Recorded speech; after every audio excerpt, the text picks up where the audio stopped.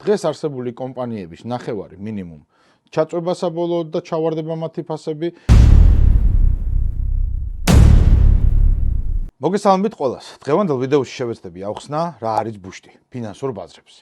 ალბათ ყველას გესმით, დღეს ყველა YouTube-ში, ჟურნალ გაზეთებში, ინტერნეტ სივრცეში, სოციალურ მედიაში რომ გვაქვს ბაზარზე ჩიპების ბუშტი.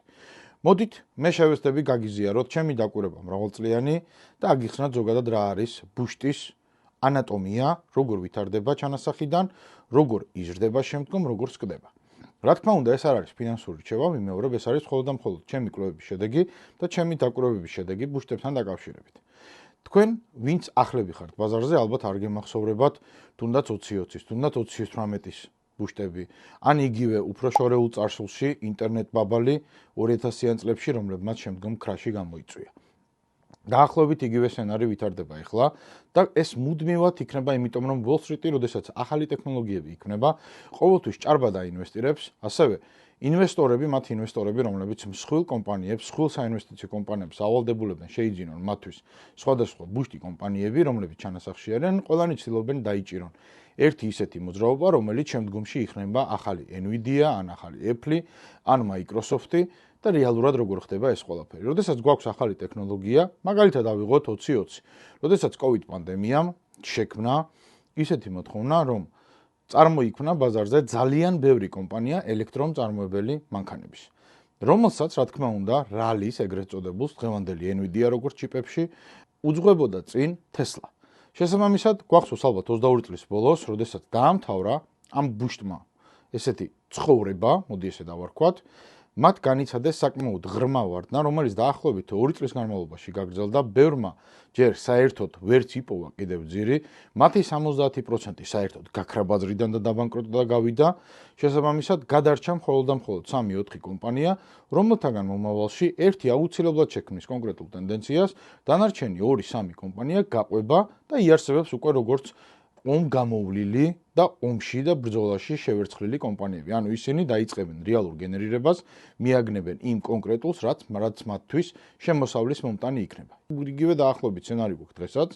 მე იმას არ მომბობ, რომ ისინი ჩამოიქცევიან, კონკრეტული კორექცია ასევე ჩიპებში ჰქონდა უსდაურშიც, როდესაც Nvidia ლიდერობდა ამ ვარდნასაც AMD-სთან ერთად და სხვა კომპანიებთან ერთად. რა თქმა უნდა, როდესაც ეს ბუშტი ჩაიფუშება, Nvidia და ზოგადად SMH-ი, ანუ semiconductor-ი, ანუ ნახევარგამტარების მთლიანი სექტორი გადავა მაკორექტირებელ ფაზაში. რა თქმა უნდა, მათში ყველაზე ძლიერი კომპონენტები, ყველაზე ძლიერი აქციები გადარჩებიან. ისინი განიცდიან საკმაოდ ძირეულ ვარდნას. ბევრი კომპანია, რომელსაც დღეს მაგალითად საკმაოდ დიდი სახელია, ისინი გაქრებიან და ეს ყოველთვის ასე იყო, მე მინდა გესმოდეთ, მათ საკმაოდ დიდი ვარდნები ექნებათ, მაგრამ შემდგომ ისევ განვითარდებიან და გააგრძელებენ მოღვაწეობას. მიზეზი კი არის ერთი. როდესაც რაღაცა ზედმეტად იპამპება, ზედმეტად იზრდება ფასი, მსხვილი ინვესტორები მსხვილი კაპიტალით ვერ ასწრებენ შესვლას და შემდგომ მათ მიერ ორკესტრირებული ვარდნები ხდება, რომ შეიძინონ ისინი. არავინ არ ყიდულობს ძვირფასად, რა თქმა უნდა, მაღალფასზე არავინ არ ყიდულობს არც ერთ აქტივს იმისთვის, რომ მასზე შემდგომში რამოდენიმე ასეული პროცენტის მოგება კონდეს, ამიტომ არ ვიცით, მაგრამ როცა იქნება, როდესაც ეს ბუშტი დამთავრდება EA-ზე, სცენარი იქნება აბსოლუტურად იგივე.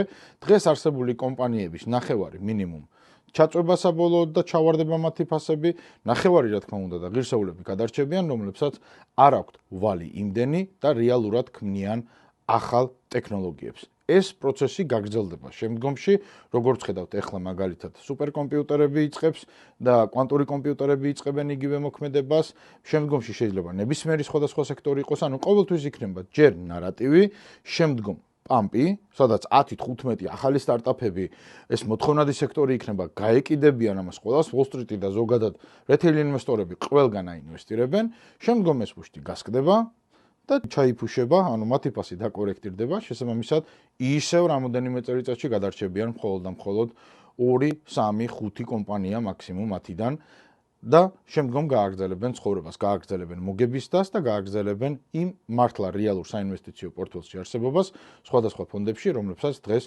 სხვადასხვა ყოფილი ბუშტის კომპანიები ანხორციელებენ. იგივე მაგალითად საუკეთესო მაგალითი, ვისაც გინდათ ეს ისწავლოთ, გადადით უბრალოდ ჩარტებზე, ნახეთ 2000 წლიანებში ეგრეთ წოდებული .com ბაბალი, იგივე ელექტრომანქანების ბაბლი 2020-ში, სხვა მრავალი ბაბლი, რომელიც ჰქონდა და სცენარი იყო ყოველთვის იგივე. ანუ ჰქონდა ბევრი კომპანია, ახალი ტექნოლოგიამ შექმნა ბევრი სტარტაპი, რამაც გამოიწვია ჭარბი ზრდა, შემდგომ ჭარბი გაუფასურება, ჭარბი გაიაფება და ომში რა თქმა უნდა გადარჩნენ საუკეთესოები და ომი მოიგეს საუკეთესოებმა.